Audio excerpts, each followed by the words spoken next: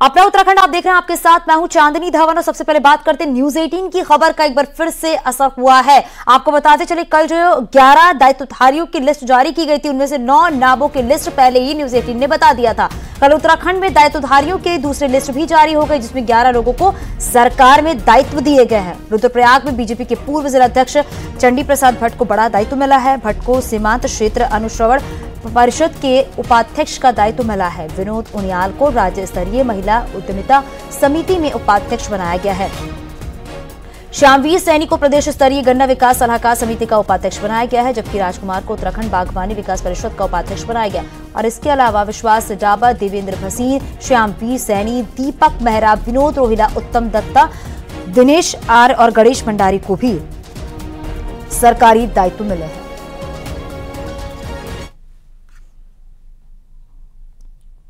वहीं दायित्वधारियों को लेकर सूत्रों के हवाले से एक और बड़ी खबर मिल रही। बताया जा रहा है कि दायित्वों को लेकर अभी एक और लिस्ट जारी की जाएगी, जिसमें कि कुल 40 से 50 नेताओं को दायित्व देने की तैयारी है। और अभी तक 2 लिस्ट में कुल 21 नेताओं को दायित्व सौंपे गए हैं। लोकसभा चुनाव से पहले ही सीएम धामी ने दायित्व बांट दिए हैं।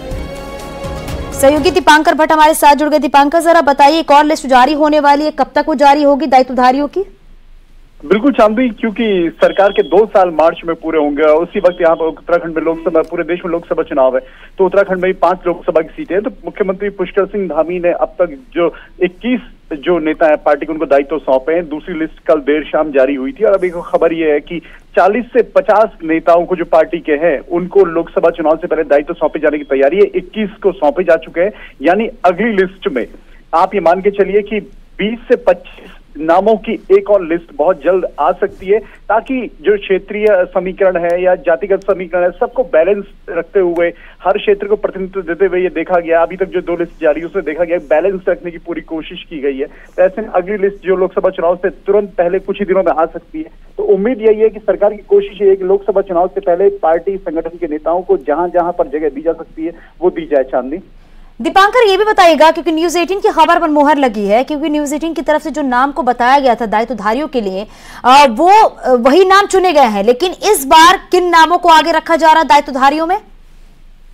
चांदनी, जो न्यूज 18 की खबर का एक हमने पहले ये बताया था कि कौन से वो नाम होंगे और वही नाम इस लिस्ट में आए हैं। हालांकि उस वक्त ये कहा गया कि लिस्ट, ये नाम दूसरे है और लिस्ट को लेकर तमाम बातें कही गई, लेकिन फाइनली ये जो लिस्ट आई है वही नाम है जो न्यूज 18 ने अपनी खबर में दिखाई थी। उन्हीं नामों की पुष्टि हुई है जो दूसरी लिस्ट है। और अभी जो बाकी कुछ और सीनियर नेता है संगठन में काम करने वाले हैं, संगठन में अलग अलग पदों को भी संभाल रहे हैं, और जो पार्टी के लिए जो पुराने वर्कर है पार्टी के, उन सभी को मुख्यमंत्री लगातार कहते रहे कि समय समय पर सभी को इस जिम्मेदारी सौंपी जाएगी। तो 21 नेताओं को सौंपी जा चुकी है और बहुत जल्द एक तीसरी लिस्ट भी आएगी और 40 से 50 नेताओं को पार्टी लोकसभा चुनाव से पहले जिम्मेदारी सौंपने के मूड में है। चांदनी, बहुत शुक्रिया इस पूरी जानकारी के लिए दीपांकर।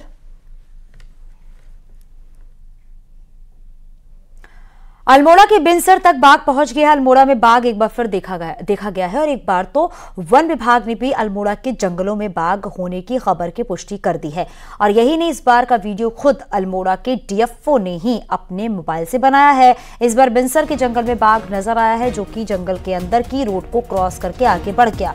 यही बाघ कुछ दिन पहले जागेश्वर में नजर आया था। वन विभाग के मुताबिक यही बाघ जागेश्वर के पास शौकिया थल में नजर आया था, जो कि कॉर्बेट पार्क से यहां तक पहुंचा है और अब वापस से कॉर्बेट की तरफ ही जा रहा है। वन विभाग ने लोगों से सावधान रहने के और अकेले जंगलों की तरफ नहीं जाने की अपील की है। वन विभाग के मुताबिक बाघ वापस अपने घर यानी कि कॉर्बेट चला जाएगा और अब तक पहाड़ों में बाघ नजर नहीं आता और यहाँ सिर्फ गुलदार का ही आतंक था। लेकिन भीमताल और थारी के बाद अब अल्मोड़ा में बाघ की धमक दिखी है, जिससे लोग काफी दहशत में हैं, डरे हुए हैं, क्योंकि वन विभाग भले ही ये कह रहा हो कि बाघ अब वापस कॉर्बेट चला जाएगा, लेकिन बाघ वापस चला जाए इसकी कोई गारंटी नहीं है, लिहाजा लोग डरे हुए हैं।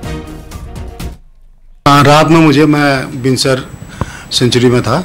लगभग 7 बजे वही टाइगर उस क्षेत्र से, वृद्ध जागेश्वर क्षेत्र से बिनसर होते हुए ताकुला की ओर जाते हुए मेरे गाड़ी के आगे से क्रॉस हुआ फॉरेस्ट रोड में। तो मुझे उसके डायरेक्शन से लगा कि वो ताकुला होते हुए ऐरा देवी, रानीखेत, रामनगर की ओर जाएगा और बिल्कुल नॉर्मल चल रहा था। लगता है कि वो उसका आना जाना रहता है इस क्षेत्र में। नैनीताल के भीमताल में बाघ को मारने पर हाईकोर्ट की रोक के बाद से वन विभाग अब दबाव में आ गया है। एक तरफ जहां इलाके में बाघ का खतरा है तो दूसरी ओर ग्रामीणों में भी खौफ है। हैरानी की बात तो ये है कि वन विभाग को सही जानकारी नहीं है कि इसके इलाके में बाघ घूम रहा है या फिर गुलजार, और इसी के चलते हाईकोर्ट ने भी वन विभाग के अधिकारी को फटकार लगाई है।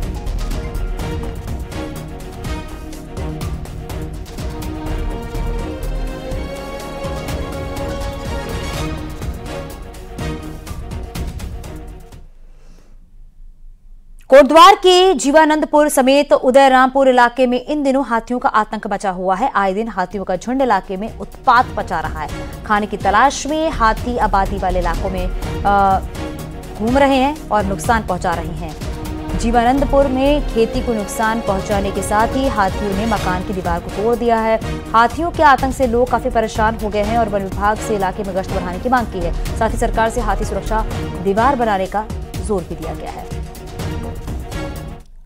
कितनी बार लोग भगा रहे हैं तो इधर से तोड़ ताड़ के इधर से तोड़ रहे, बार करते करते परेशान हो गए।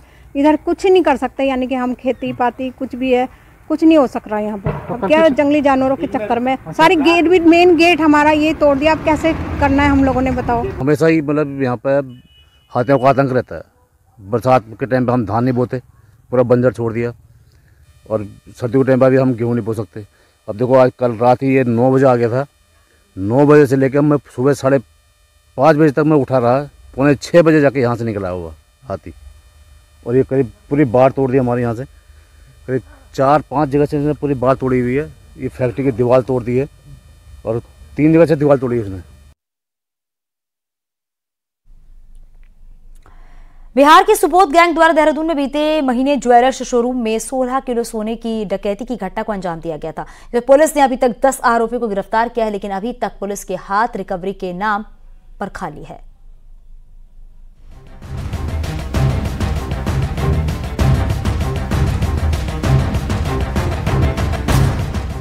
बिहार का सुबोध गैंग का सरगना जेल से ही डकैती, लूट जैसी घटनाओं की पटकथा लिखता है और वहीं से ही अपने गुर्गों को आदेश भी जारी करता है, जिसके बाद उसके गुर्गे डकैती और लूट जैसी वारदातों को अंजाम देते हैं। गैंग ने देश में अभी तक पश्चिम बंगाल, राजस्थान, महाराष्ट्र, बिहार, मध्य प्रदेश, उत्तराखंड और झारखंड जैसे राज्यों में 300 किलो सोने से ज्यादा की डकैती की है, जिसमें गैंग से जुड़े अपराधी गिरफ्तार तो हुए, लेकिन आज तक सभी राज्यों को रिकवरी के नाम पर बरामदगी लगभग शून्य ही देखने को मिली थी। बताया जा रहा है कि गैंग ने सबसे बड़ी डकैती पश्चिम बंगाल के आसनसोली में करीब 57 किलो सोने की थी, लेकिन इस पूरी डकैती में सिर्फ 20 ग्राम सोना ही रिकवर हो पाया है। अगर आपकी जानकारी बता रहा हूँ कि 6 से 8 स्टेट्स में घटनाएं हुई हैं और जो रिकवरी परसेंटेज वो काफी लो है, अरेस्टिंग का परसेंटेज भी काफी लो है। लेकिन जिस तरह से देहरादून पुलिस और यहाँ पर एसटीएफ ने मिलकर 1 माह के अंदर, 1.25 माह के अंदर 9 लोग को अरेस्ट किया, इसमें 3 इसमें मेन जो आने वाले थे वो अरेस्ट हो गए। 9 नवंबर को हुई डकैती मामले में पुलिस ने 2 इनामी सहित 8 अन्य आरोपियों को अरेस्ट किया है, जिसमें 3 वो बदमाश हैं जो देहरादून शोरूम में डकैती के दौरान मौजूद थे, जिसमें एक अपराधी प्रिंस को बिहार पुलिस ने अरेस्ट किया है।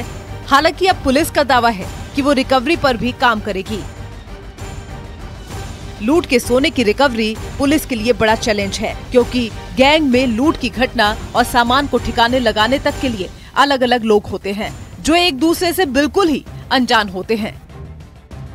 नेचुरल सी बात है, मैंने बताया इस गैंग के मोडस ऑपरेंडी जो करने वाले हैं वो प्रोफेशनल लोग होते हैं। वो ज्वेलरी लेकर अपने घर या कहीं का बंटवारा नहीं होता, वो सेकंड हैंड और थर्ड हैंड में पास ऑन हो जाती है। तो जो चीजें इन्फॉर्मेशन मिल रही है बहुत अर्ली है, मैं सबको अभी मीडिया के सामने शेयर नहीं कर सकता, लेकिन अब हम सेकंड लेयर तक पहुंचने वाले हैं, जहां पर हम रिकवरी के प्रयास के आगे इसमें रखेंगे।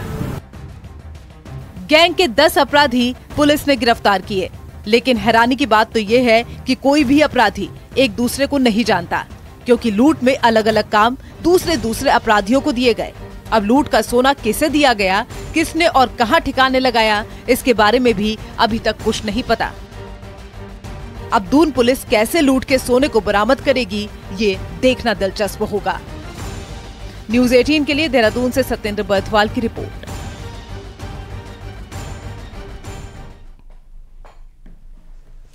लगातार 2 बार लोकसभा चुनाव हार चुकी कांग्रेस क्या 2024 में उम्मीदवार बदलेगी? क्या सेंट्रल इलेक्शन कमेटी के सामने कमेटी के मेंबर प्रीतम सिंह ये बात रखेंगे, जो खुद इस बार चुनाव लड़ने से इनकार कर चुके हैं? और अगर उम्मीदवार बदलने की बात हुई तो क्या सबसे पहले सीनियर नेता हरीश रावत इसे आसानी से स्वीकार कर लेंगे? ये रिपोर्ट देखिए।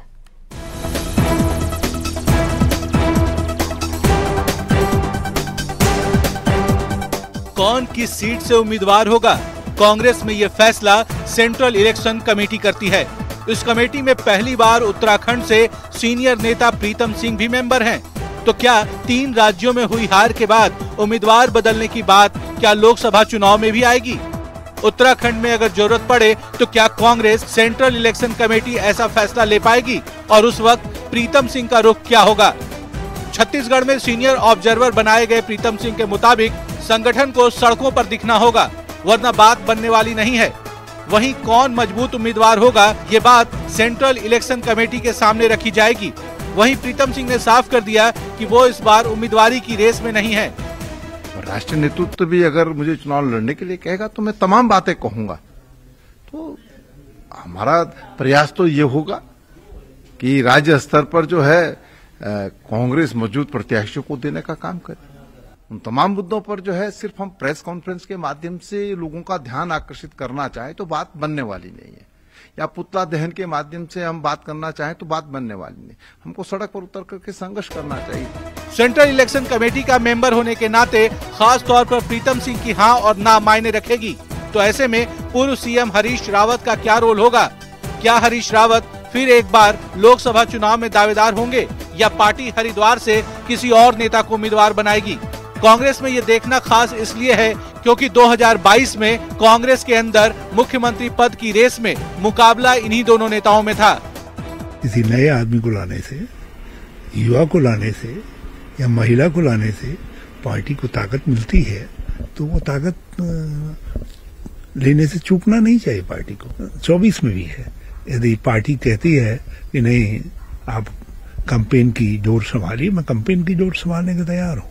हाँ, यदि पार्टी सब लोग बैठते हैं और बैठ करके कहते हैं नहीं साहब आप क्यों इतनी तकलीफ लेते हैं, शरीर भी आपका बहुत स्वस्थ नहीं है, तो आप आराम करिए, तो मैं उनकी वो सलाह भी मानूंगा, हमारे सहयोगी। कांग्रेस का एक एक टिकट सेंट्रल इलेक्शन कमेटी में तय होगा और मजबूत पोजीशन में दिख रहे प्रीतम सिंह 5 लोकसभा सीटों पर नए चेहरों को मौका देने में कितने कामयाब हो पाएंगे, ये देखने वाली बात होगी। वो भी तब जब फिर एक बार मुकाबला ब्रांड मोदी से है। दीपांकर भट्ट, न्यूज 18, देहरादून। उत्तराखंड के इंटरनेशनल बॉर्डर इलाकों में अब आर्मी और आईटीबीपी के साथ ही पुलिस की टीम भी मौजूद रहेगी और इसके लिए पुलिस की 10 नई चौकियां खुलने जा रही हैं। 5 जिलों में ये चौकियां खुलेंगी और इसके लिए पुलिस हेडक्वार्टर से शासन को प्रस्ताव भेजा गया है। पिथौरागढ़ जिले में गूंजी थाने में 46 नई चौकी होगी, तो वहीं धारचूला में दुगतू चौकी, जबकि मुंसियारी थाने में लीलम चौकी खुलेगी। उधम सिंह नगर में छनकैया थाने में मेला घाट नई पुलिस चौकी होगी। चंपावत पंचमेश्वर थाने में पंचमेश्वर घाट चौकी और टनकपुर थाने में चूका नाम से चौकी खुलेगी। उत्तरकाशी में हर्षिल थाने में पोचवाला चौकी और नीलांग चौकी का प्रस्ताव भेजा गया है। चमोली जिले में बद्रीनाथ थाने में घस्तोड़ी माड़ा चौकी खुलेगी, जबकि थराली थाने में वार नई चौकी का प्रस्ताव भेजा है। तो बॉर्डर से जो है कई बार जो है ऐसे इश्यूज जो है सेंसिटिव इश्यूज आते हैं, जैसे ट्रैफिकिंग और बाकी एनडीपीएस और तमाम, तो पुलिस हमेशा सतर्क रहती है। लेकिन चौकी प्रस्तावित होने से हमको मैन पावर्स, इक्विपमेंट्स, बाकी सारी चीजें मिलती है। तो हमेशा से ही जो है हमारे यहाँ पूर्व में भी जो है पिथौरागढ़, चमोली, उत्तरकाशी में पूर्व में भी बॉर्डर पे कई हमारी पहले से कई चौकियां बनी हुई है। तो ये एक एडिशनल फिर से अभी हम लोग प्रस्तावित कर रहे हैं।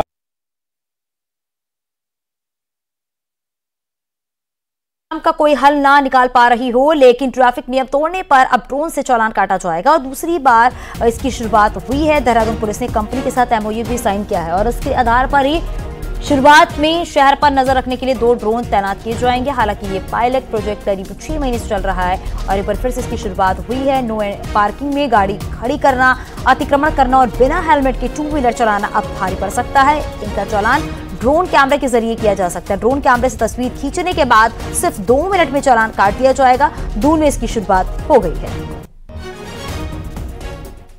सिस्टम अभी जो जिसको हमने नाम दिया है इसका फ्लाइंग हॉक करके, देखा जाए तो वो ट्रैफिक के इन्फोर्समेंट के लिए ज्यादा इसका प्रयोग था, लेकिन जिस हिसाब से यातायात व्यवस्था से इन्फोर्समेंट के साथ साथ अस्थायी अतिक्रमण को हटाना, अन्य चीजों की मॉनिटरिंग करना, चाहे वो स्ट्रीट क्राइम की मॉनिटरिंग करना हो, ये सारी चीजों के लिए हम इसको यूज करेंगे।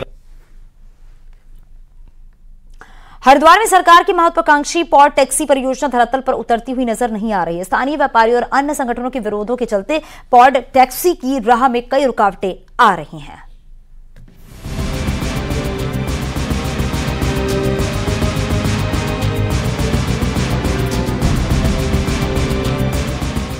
त्रिवेंद्र सरकार के दौरान हरिद्वार को जाम से निजात दिलाने और आने वाले श्रद्धालुओं की सुविधा के लिए शहर में पॉड टैक्सी योजना प्रस्तावित की गई थी। सड़क के ऊपर केबल पर चलने वाली पॉड टैक्सी को सीतापुर से उत्तरी हरिद्वार तक ले जाया जाना है, जिसके बीच में कई स्टेशन भी बनाए जाने हैं। स्थानीय लोगों का कहना है कि अपर रोड और मुख्य बाजारों पर सड़कें संकरी हैं। ऐसे में अगर यहाँ पॉड टैक्सी के लिए पिलर लगाए जाएंगे तो यहाँ व्यापारियों को भारी नुकसान होगा। हमारा विरोध शुरू से है, पॉड टैक्सी का नहीं है, पॉड टैक्सी के रूट का विरोध है। आप इन्हें गंगा जी के किनारे ले जाओ, पॉड टैक्सी ले जाओ, मेट्रो ले जाओ, कोई और योजना लानी है गंगा जी के किनारे से बाहर ले जाओ। शहर के अंदर से इसका विरोध था, है और रहेगा। ये योजना बनाई गई तब जो योजना बनाने वाली एजेंसी है, जो कंपनी है, उन्होंने ना तो इस विषय में स्टेक होल्डर से बात करी और ना ही लोकल जो प्रशासन है उससे बात की गई। जहाँ तक हर की पौड़ी क्षेत्र का विषय है उस पर डिटेल्ड सर्वे हो चुका है और सारी रिपोर्ट्स भी जा चुकी हैं कि यहाँ उचित नहीं है। पॉड टैक्सी चलाए जाने को लेकर बीते 4 सालों में अधिकारियों और स्थानीय व्यापारियों के बीच कई बैठकें हो चुकी हैं। बीती 11 दिसंबर को जिला प्रशासन, उत्तराखंड मेट्रो रेल कॉरपोरेशन और स्थानीय संगठनों के बीच हुई मीटिंग में एक कमेटी बनाने को लेकर निर्णय हुआ है, जो पूरे क्षेत्र का स्थलीय निरीक्षण कर सभी स्टेक होल्डर के बीच समन्वय बनाएगी और गलतफहमियों को दूर करेगी।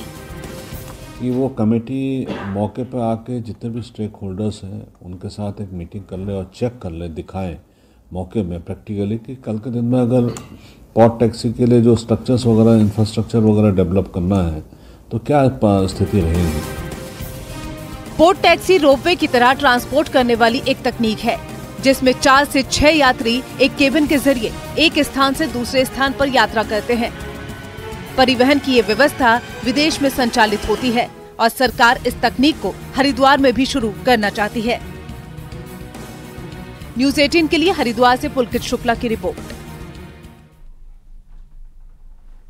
पिछले 5 सालों में स्टूडेंट कम होने के चलते राज्य के 600 से ज्यादा स्कूल बंद हो गए हैं। विपक्ष तो इसे लेकर सवाल उठाता है और अब बीजेपी विधायकों ने भी सवाल उठाया तो शिक्षा विभाग की कार्यशैली इस सवालों के घेरे में आ गई है।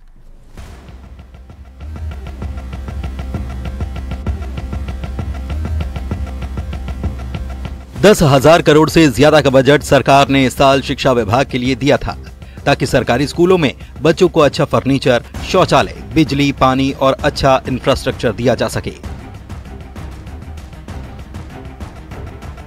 लेकिन आज भी हालात ये हैं कि 30% से ज्यादा स्कूलों में टूटे टेबल और कुर्सियां पड़ी हैं।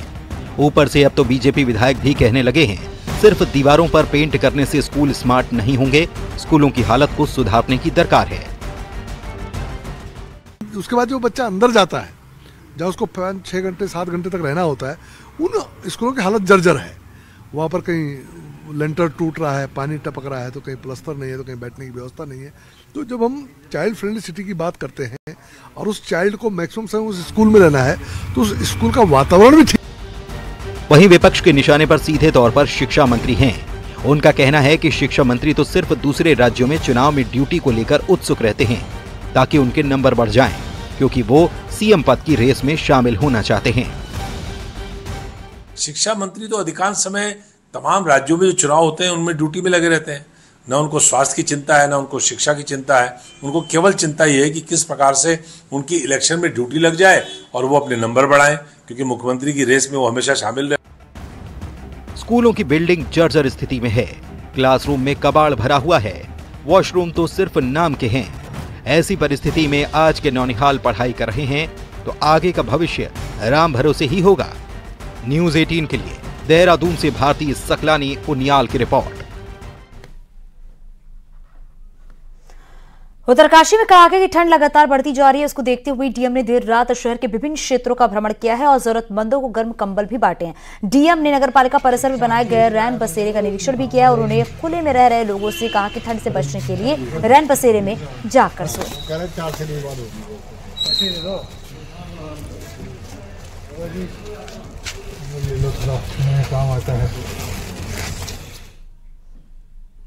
हरिद्वार में जंगली हाथियों को रिहायशी इलाके में आने से रोकने के लिए वन विभाग नई पहल करने जा रहा है। वन विभाग के अधिकारी जंगली हाथियों की चहलकदमी वाले रास्तों पर मधुमक्खी के छत्ते और डमी साउंड बॉक्स लगाकर हाथियों को रोकने का प्रयास करेंगे। अधिकारियों का कहना है कि एक स्टडी के अनुसार हाथियों को मधुमक्खी की गुनगुनाहट से एलर्जी होती है और वे स्थान पर नहीं जाते जहां मधुमक्खियां मौजूद होती हैं। इस तकनीक का इस्तेमाल देश और विदेश के कई स्थानों पर किया जा रहा है, इसलिए पायलट प्रोजेक्ट के तौर पर हरिद्वार में भी इसकी शुरुआत की जाएगी। हम क्या करेंगे कि कुछ तो हम मधुमक्खी के ओरिजिनल छत्ते लगाएंगे और कुछ हमारे जो छत्ते होंगे वो डम्मी होंगे, जिससे कि मधुमक्खियों की आवाज़ आए, जिससे कि हाथी जो है, ऐसा एक स्टडीज़ भी बोलती है और अफ्रीका में एक सक्सेसफुल स्टडीज़ भी रही है कि इससे इसका सहारा लेने से जो हाथी जो है रिहायशी इलाकों में एंटर नहीं करता है।